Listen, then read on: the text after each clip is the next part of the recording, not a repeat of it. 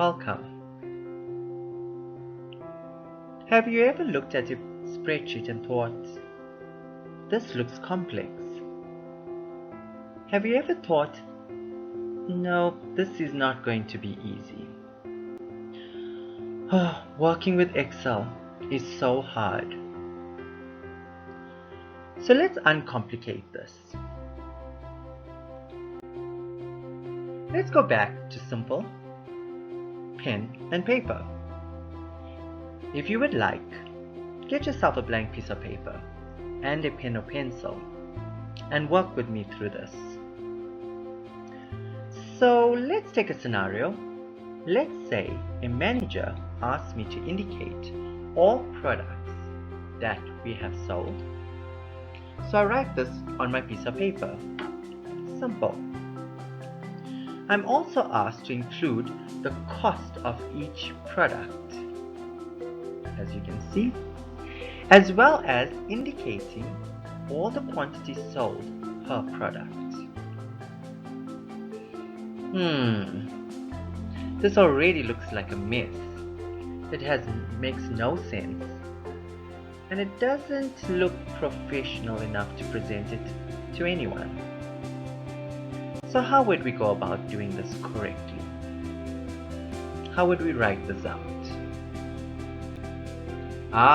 Perfect. So simply, we set the information out with the various products listed on the left-hand side and the rest of the information related to that product to the right of it. This, however, still does not make sense, as we do not really know what 20 is and what 1600 represents. So, yes, headings. This is where we start to add headings to bring some meaning to our information. In actual fact, normally we start off with planning our information by setting out the headings on top and then the information below it. Notice how the text is on the left hand side and numbers on the right hand side. Take note of this, because when we're working on a spreadsheet application, text is always automatically sent or represented on the left hand side while numbers on the right hand side. And this is a way we can actually double check to see if the spreadsheet is actually understanding the number to be a number, because if it is on the left hand side, it's not really understanding it to be a number, it's understanding it to be text. But if it is on the right hand side, it therefore understands it to be a number. I hope this makes sense. Let us take a step back. Let's step way back to school. If you remember, we were given exercise workbooks. These exercise workbooks had pages with the same lines going across on every single page. You had a line going from top to bottom in pink, as you can see displayed in my pictures. This was known as the margins. The lines going across made it easier for us to maintain information within those lines, for easier reading, as well as for us to run our fingers across to match the information linked to each other. This is familiar to us, and you would see that we tend to create information by drawing out lines and maintaining that information within those lines, and we also run our fingers across. So this process we actually use. Let's go back to our information. So if you look at our information here, we got our headings as well as our data below. And if I had to draw lines running across, this would make it easier now to keep all that information together, as well as running my finger across to identify each set of information and how it's linked to each other. Let's add something more to this. Let's add numbers. If I add numbers to each line, why would I want to actually do this? to locate information, to find information. How so? Let me ask the question. In which line would I find the information for keyboard? Line 4. Now we don't really say line, we actually use the word row or rows. So let me ask the question again. In which row do we find the information for keyboard? Can you get it? Yes, row 4. Row 4. Let's ask another one. Which row do we find the information for speakers? Did you get it? Row 7. Good job. Row 7. But looking at our information still, how do we see where the quantity sold ends and the price actually begins? So the best way to do this is to draw lines separating each set of information to make it more readable. But then for rows we use numbers to locate, to find information. Remember, that's why we put in numbers. Now would we use numbers again? Because if I placed numbers on the top, this becomes a bit confusing. Let's ask a question. Where would I find the information for quantity sold? The answer is 2. However, monitor is also in 2. So as you can see, this gets rather confusing. So maybe numbers is not the best way to go. How about letters? This makes better sense. Because if you think about it now, let's ask the question. Where would I find the information for quantity sold? B. We call these columns, as we call the lines going across in blue rows. The ones in red we call columns. So let's ask the question. In which column would I find all the information for quantity sold? Column B. I hope you got it. Let's do another one. In which column would I find the information for price? Can you get it? Column C. Yes, perfect. So as you can see, the numbers and the letters help us to identify information within that row, within that column. Easy? I hope you're getting this. Today, we are finding more and more places with skyscraper apartments with various blocks within the same premises. Each block is given a letter. Block A, Block B, Block C, Block D. Each apartment also has a number, generally replicated per block. So, how do you find me if you were to visit me? If I gave you the apartment number, you'll probably be roaming from block to block knocking on the same apartment number in hope to find me. Probably by this time they would call the police and get you arrested, which means if I just gave you the apartment number, I actually did not want you to visit me. So if I gave you the block letter, that also would not get you to find me any easier than giving you the apartment number.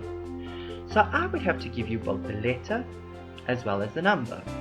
So I'd say find me in block C, apartment 250. C 250.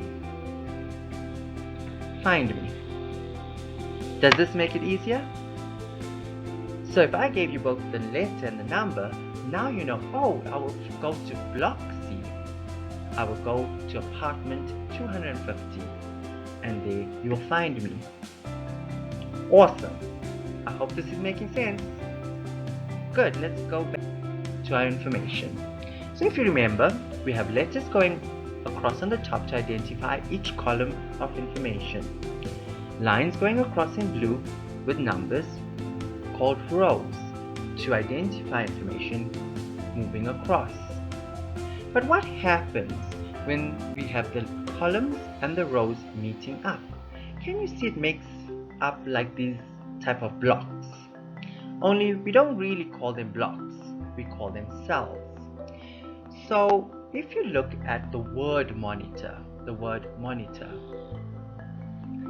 that is within a cell. But we need to identify the cell. If you think of the cell as an apartment, how would you go and find that apartment? You would use the letter A, the number 2. So if I asked you, where would I find the word monitor? The answer? Cell A2. As if you're saying apartment A2. Awesome! I hope that makes sense. Let's try another.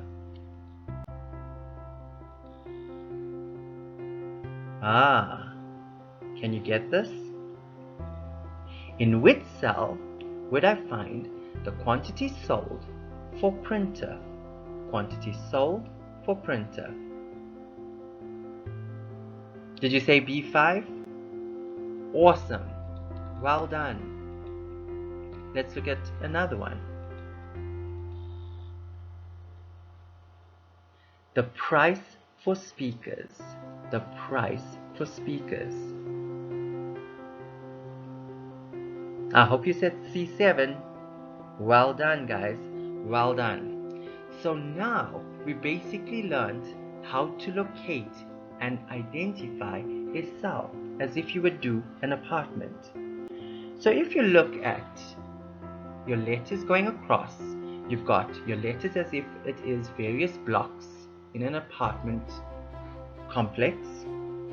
Each row are the levels with basically the numbers involved inside. So you've got your various apartments. So A1, B5, column A, column row 1. So let's revise. What if I said, where would I find all the products in which column? Column A. Perfect. All webcam information would be found in which row? Row 6. Awesome. Okay. Let's get more complex. In which cell would I find the price for system unit?